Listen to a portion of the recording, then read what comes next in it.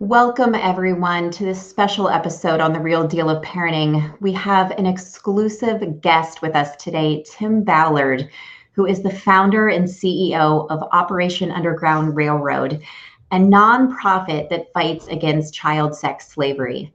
Tim, with all you're involved in, not to mention you and your wife having 9 children of your own, we cannot thank you enough for being with us today.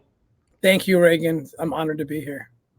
You know, we have approximately 17 million parents who visit The Real Deal of Parenting every month. And so your interview has been so anxiously anticipated. So let's hop right in.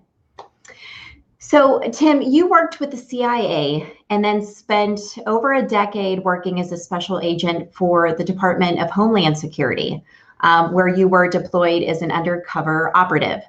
What made you leave your job to go about this work of saving children from the unthinkable? Well, first, when I started in this work, we were still figuring out what was going on. We were part of the first kind of child crimes units when the Internet Crimes Against Children task forces were being formed in the early 2000s. And so we were kind of on the front lines of this. And the more we dug, the more we realized how much of the child exploitation was happening overseas. But we were the demand. We were the recipients of the child sex material. We were the sex tourists, meaning Americans. We're the number one demand. And so in 2006, the laws changed with the passage of the Adam Walsh Child Protect Act. And what that act did was it opened the doors for the first time for U.S. agents to go overseas to look for our American pedophiles. And the idea being, if we catch them there, their inhibitions are down because they think they're going to get away with it. Well, then we'll track them back and find the kids who they're hurting here at home. So they sent me out undercover to start infiltrating child trafficking and child exploitation rings overseas. But if I couldn't find the American, and I only had a limited time, the budget only allowed so much time, then I had to come home. But the problem is, the unintended consequence of coming home is that I had made myself the bait. So I was the one with the relationship with the bad guys. And if I come home, we won't rescue those 15, 20, maybe more children who we are looking for. And the reason I had to come home again, because there's no U.S. nexus. And so the host government would say, can you please stay? Don't leave. And I'd have to leave. And so I was working 2 cases in 2013 where this was the case. One was in Colombia, one was in Haiti, and I just got too deep. I couldn't come home, and I didn't know what else to do. I told my wife, I said, if I leave, there's going to be a huge loss in this operation, and children won't be rescued. And my wife is much more faithful, much more stable, I think, emotionally, spiritually, in every way. And she's just like, well, this is an easy answer. You quit your job and we'll just figure it out. And that was not easy for me, being that at the time we had 6 children and very little savings. But we knew it was the right thing to do. So we literally quit in 2013 to address these 2 cases, one in Haiti, one in Colombia, both of which yielded, dozens of rescues. In one case, in Colombia case, we had over 120 victims who we were able to rescue in that operation. And then in Haiti, it was 28 children, 2 of which we ended up adopting, who were also being sold. So that was the beginning of it. And then we thought, well, it worked. There is a place for the privatization of these kind of operations. And then we just grew from there, created Operation Underground Railroad. And today we're in 26 countries. We've been able to help in the rescue of over 4,000 victims, most of which are children, and 2,500 arrests. So, and still growing. So that's kind of, in a nutshell, the story of why we do what we do and why we created this foundation. Wow, incredible. You know, it's mind-blowing to me that human trafficking generates over $100 billion annually. And you've reiterated to us that this is absolutely happening in our area, no matter where we're at. There's child pornography, there's abuse, there's trafficking. But despite all of this going on, I feel a lot of eyes weren't open to this until the Epstein case became well known. Would you agree? And how much are you able to safely share how deep you think these criminal activities run within the elite? Yeah, I do agree that. I'm grateful for the exposure of the Epstein case, the documentaries that have been done, because it did open people's eyes. That's a mild case, relative. I want to be careful here. Horrific, and I'm not downplaying it all, but people were so outraged at what was happening there, and it's like, guys, this is happening. I want to take back. I didn't mean to say it was mild. Okay, but I'm just saying comparatively, and the children who we are helping are even much younger than those children, and the kind of abuse and the things that are produced in the way of child rape videos. I mean, if people knew, and I've struggled for 17 years trying to get people to listen, even while I was a government agent talking to family, and they're like, that can't be happening. We don't believe that could be happening. People thought that child pornography must be 17-year-olds, 16-year-olds. And we're like, we don't even have time for that. We're talking about 7-year-olds and 8-year-olds, and it's just incomprehensible to a decent mind. So how do you get people to wake up to something they don't want to acknowledge is real? And so, it's starting to happen. People are waking up, and I think that one of the reasons that people don't want to see it, not only it hurts. We have a tendency, all of us, especially with parents or grandparents, we don't like to, but we automatically almost superimpose our children's faces onto those victims' faces, which is why we run from it. I can't, and I've struggled with that. I see my own kids all the time, and it hurts so deeply that you don't want to deal with it. And so that's one reason. The other reason, I do think that I think sex addiction, which largely stems from this pornographic world that we live in, and the excess of porn addiction, which leads to sex addiction. And I think it's a closet crime that affects everyone and anyone, including very powerful people, very influential people. And they don't want it exposed. So I do think we're fighting that. I do think that there's a lot of people that don't want to pour a lot of time, resources, energy into this because it'll expose their own criminal activity.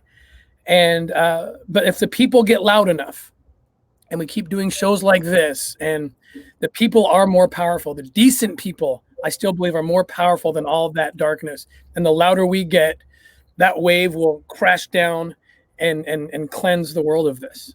That's our hope. It's a shame to admit this, but Americans are the #1 producer and consumer in child pornography. On average, a child is victimized 5.4 times a day in the United States. Why do you think we never hear about this from the media, or near the amount we need to? It seems it's mind-boggling to me. Why doesn't it get the coverage it needs to? I have pondered that question, and I've yet to come up with a real good answer. For me, every time we do an operation, I come home and I see the headlines on the mainstream media, and I'm just thinking, how is that the headline? Like, one more false accusation against your political opponent seems to be all we care about. And it's like millions of kids are being raped for money. They're having their organs cut out from them. I mean, these are cases we're working, and that should be the headline every single day until we solve it. And the other great thing about it is, not great, but reason why we should be talking about it, is it's the one thing left on the table, I believe, that everybody that transcends everything else, all political, party, religious lines. It's the one thing, maybe the last thing left that we all agree on, that children shouldn't be taken, kidnapped, exploited, trafficked. And so let's rally around this one thing that the most of us still agree on. And I think to answer your question, why, I think the media is a reflection of society. I think that they are a business, and they're trying to give us what we want. And what we want, I think, in America today is to be outraged. We want that dopamine hit that comes with being outraged. And so it's just clickbait and sensationalized headlines to try to get people to be upset because they want to be outraged. And so I'd like to say to the media, or to the people, let's get so outraged over this, and let's let this be the thing we get outraged over. And the louder the people get, I think the media will start to respond. The more they see that people are Googling to learn about this, the more podcasts they see like this happening, then the media will say, look, this is what the people want. And so let's start making the headlines about children who are being abused. And so I think we're doing what we can to just scream and yell and get loud. Right. Tim, you've said, and I quote, human trafficking and child exploitation is real and growing rapidly. It's the fastest growing criminal enterprise in the world. How big of an impact do you think this presidential election will have on human trafficking? Well, I think that, we're as a nonprofit, we are, we're apolitical. We try to stay nonpartisan, but we do speak out whatever the truth is, and it's a weird world we live in. I was asked to go brief the president last year, and believe it or not, Reagan, and I would have run the same speed to any president of any party if they wanted to know about human trafficking. I'm just happy that anyone's talking about it. I briefed the president last year, and the next day we lost 1,000 donors that just walked away, not because they didn't think we were rescuing kids, because they knew we were. These are our ongoing donors. We call our abolitionist club, people that are recurring. 1,000 in 24 hours over that walked away because apparently they hate one person more than they love rescuing children, which is a very sad commentary. But with that context, knowing that I'm coming at this from an apolitical position, I will say that this current administration has done more than any other administration ever in my 18 years of working this, in terms of sending down resources, making it a priority, and making it an issue. And so we've been able to get a lot more done because of this administration. And so I do think that this administration staying in power is going to help and continue to grow the fight against human trafficking. And I'll probably lose 1,000 donors by saying this on your show, but the truth is the truth. This is, I don't care what party, I truly don't. I would run just as fast to any party, but this current administration, no question about it, it's not even debatable, has put more resources, made it a bigger priority than any other of any party, of any position. You recently shared about an 11-year-old little girl who was exploited on TikTok. And for those who aren't familiar, TikTok has become an extremely popular app. You said when traffickers get pictures or videos of young children, they can sell the images within a day to thousands of people around the world, with these kiddos not leaving their homes, with these people not even having to leave their homes. What would you recommend to parents? I think this is one of the most sought after questions, Tim. What would you recommend to parents who allow their children to have certain social media platforms? What apps or platforms, if any, are safe for children? So what parents need to understand is that any app or any game your child is playing, if there is a connection where people from the outside can come in and access your kids, it is equally dangerous across the board. And that's what parents don't understand. We've seen an increase just in this year of, this gaming, for example. The kids get on the games. There's 30 miles from my home, just a month or two ago.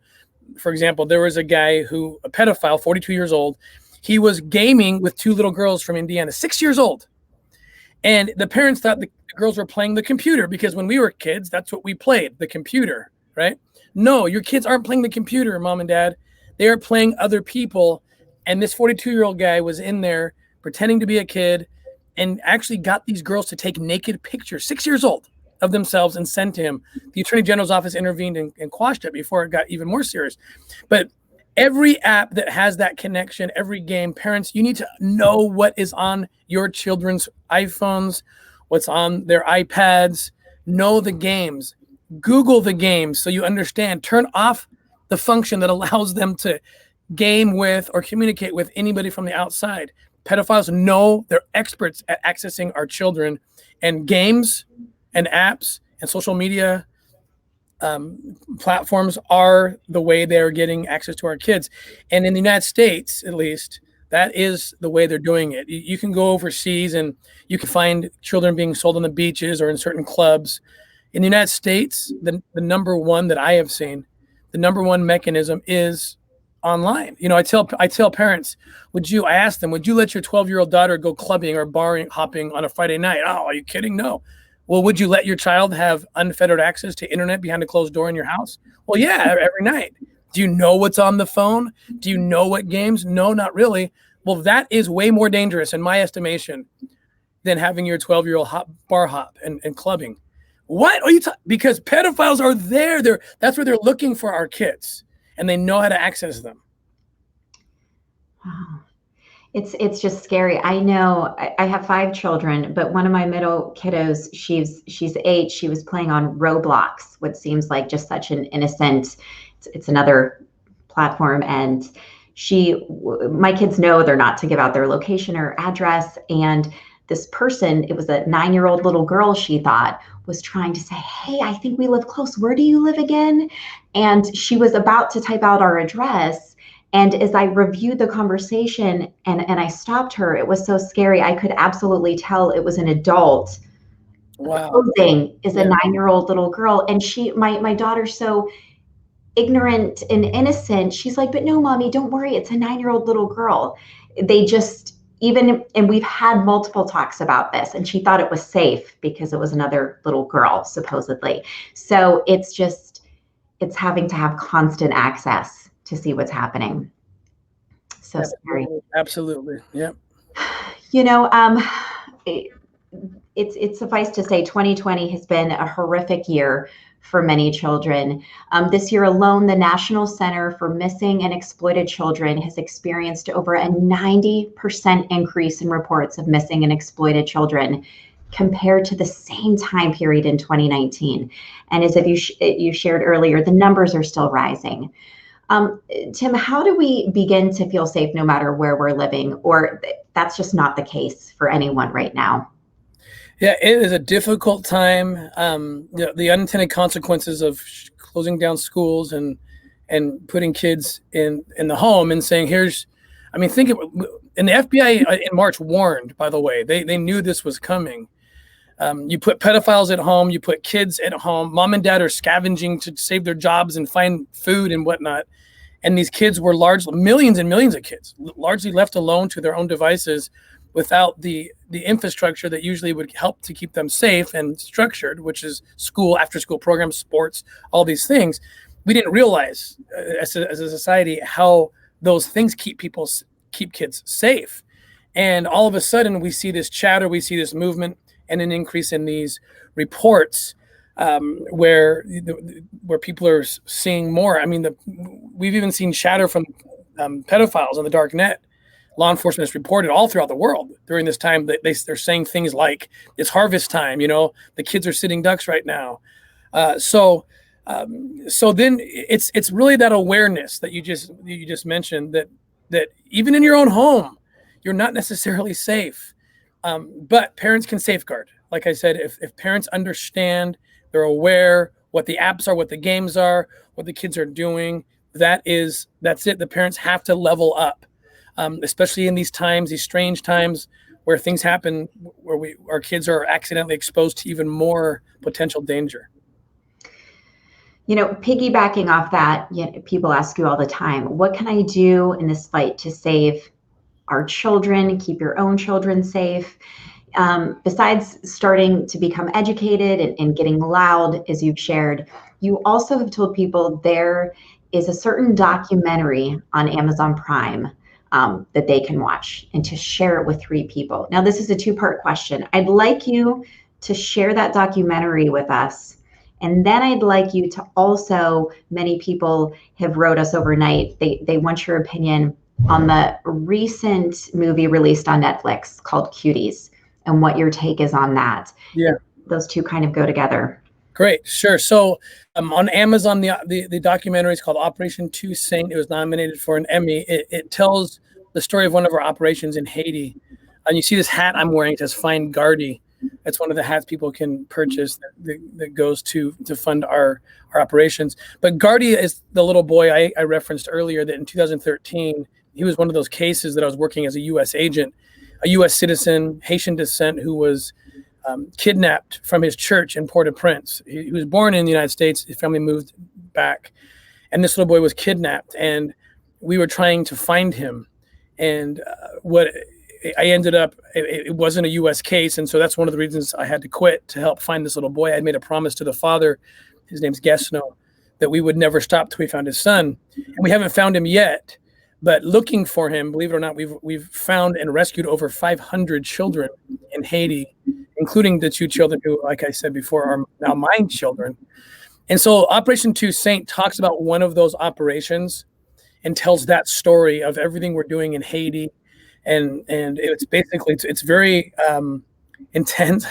It tells the story of some very high-end traffickers that the Gardy investigation had led us to, and helped us rescue many other children, and tells about us and how we started and what we do overseas. What we do overseas is very different than what we do domestically. Overseas, we do get more hands-on at the request of the governments we work with. They'll ask us oftentimes to be consultants on the ground. They'll sign us up to be informants. Some of our guys can even go undercover because we look like the client that the traffickers are looking to serve. And so, but domestically, it's much more just in a support role where we provide training, tools and so forth to our domestic partners who are fighting child exploitation and liberating children from that danger. So please, yes, go watch Operation Toussaint. The movie Cuties, yes, we've been very. We actually had several people review it on the team. We're actually, your timing's interesting because we're coming out with our statement today.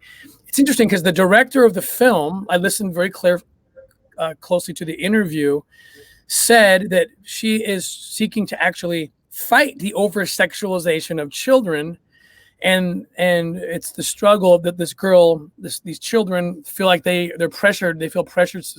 The society's pressuring them to over-sexualize themselves, and the message, the underlying message of the movie is that that's a bad thing, and they didn't need to do that, and they shouldn't feel forced to do that, and so. Their intent is probably from a place of, yes, we don't like this, but I just have to stand against it because how they did it, the mechanism that they used was just really not smart, not good, and actually hurts the fight. I watched the clips of the dancing scenes, Reagan, and I have a pretty strong stomach for this stuff. I've been working it for 18 years. I jerked away like instinctively. I couldn't believe what I was looking at. I mean, you're talking about these camera angles. Like, I even if I described it, I would feel inappropriate. But like crotch shots, like I don't know if you've seen some of it. I couldn't believe what, showing really just so exploitative to these, first of all, these children actresses, but what they don't realize what they're doing by providing that content, you're actually fueling. Every pedophile in the world is looking at this over, and they don't care what your underlying goal was. Mm-hmm. They don't care that you meant to fight it. You are providing content that's fueling the passion. And I understand telling the stories. We tell stories all the time. Our documentaries, right? If you've seen Operation Toussaint, for example, there's a point where there's a cop with a camera walks into this brothel. He's going to go take these girls out. He liberates them. He catches them being abused. Okay, but that's all blacked out. You don't show that. You don't need to show that. You don't need to provide content that could stimulate a pedophile and fuel that passion. But even more concerning, I think, is it's like a new bar has been set. The bar has been lowered. Like, this is now okay to show on a mainstream network. Next time they show it, it may not have an underlying theme of, no, we're against the over-sexualization of children. You've now said it's okay to put this kind of stuff out.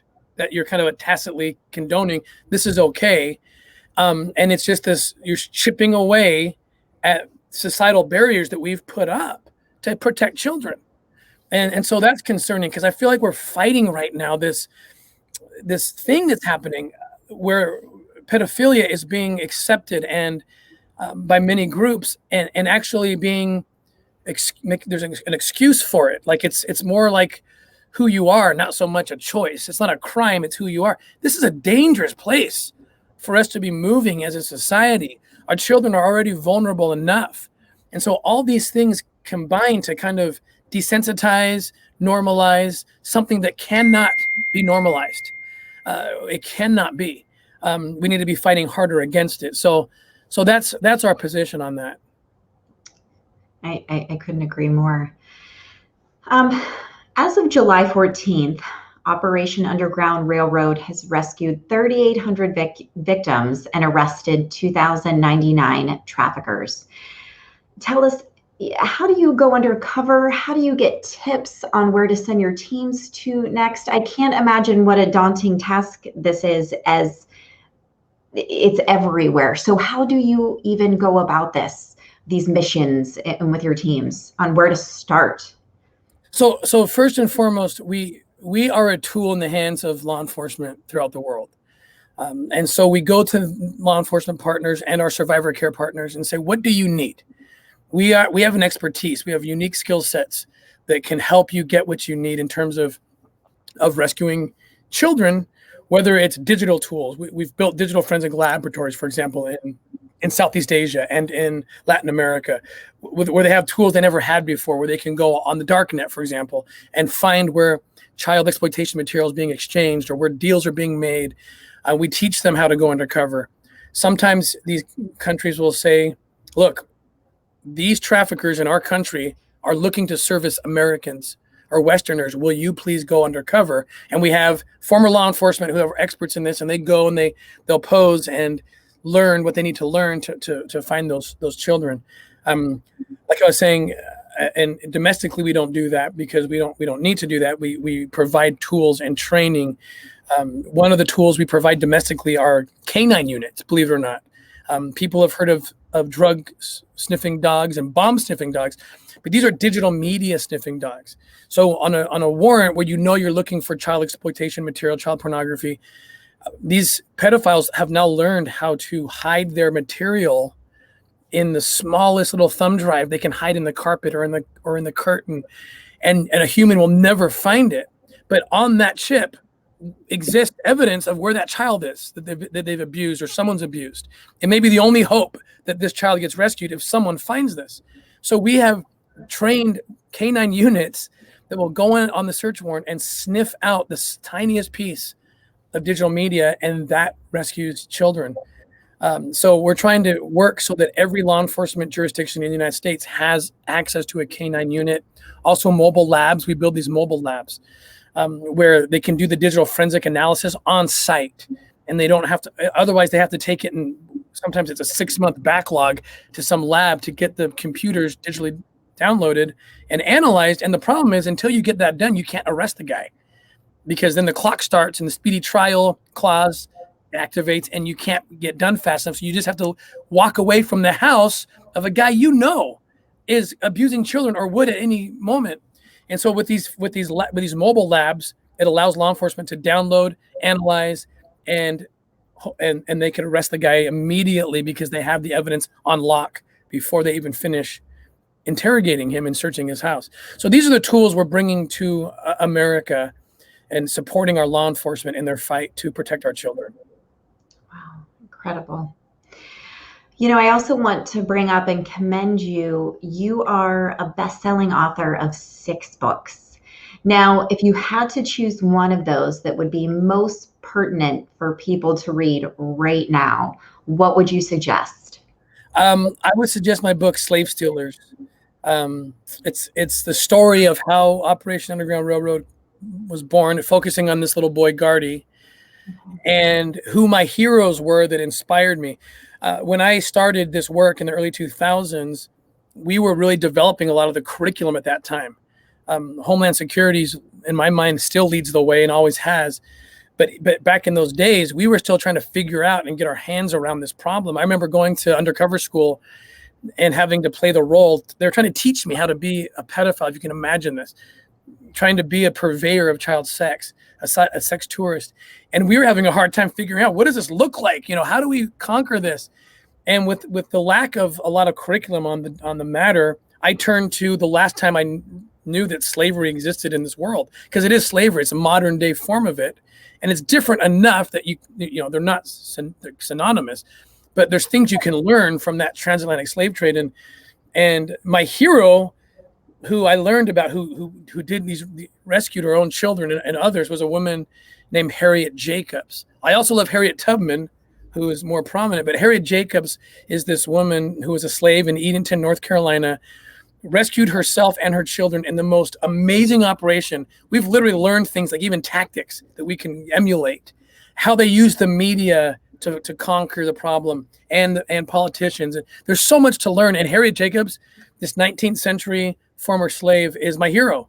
And so in the book Slave Stealer, I tell her story and how her story inspired me to found our organization, and how we used her as an example and as an inspiration. So that's the book Slave Stealers. The forward is written by the Pittsburgh Steelers head coach, Mike Tomlin, who has a really unique perspective that I think is very healing, especially for this time that we need a lot of healing. Absolutely. And we're going to link that in the comments below too, for everybody to be able to grab that and read.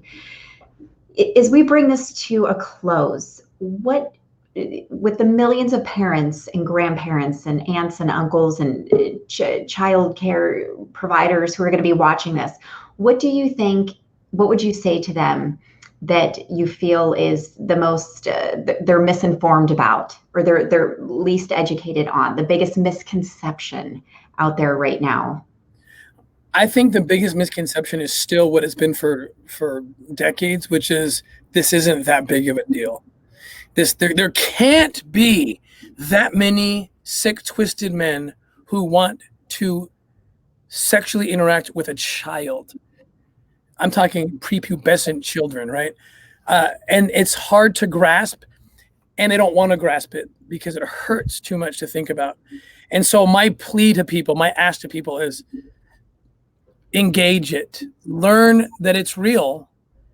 And to do that, you have to shed innocence, and it hurts. It hurts to do that. And I'm sympathetic to it. Believe me, I've been through it. I've tried to quit many times. It hurts so badly. But then I compare my pain to whatever the pain is of a child who the only adults in their lives are trying to hurt them in ways you can't even comprehend. And then all of a sudden I realize I can shed some innocence. I can hurt a little bit if it means that these children will be free. And that's what we need. The solution to this problem isn't going to come from our foundation. It isn't going to come from anybody else's, any government agency or country.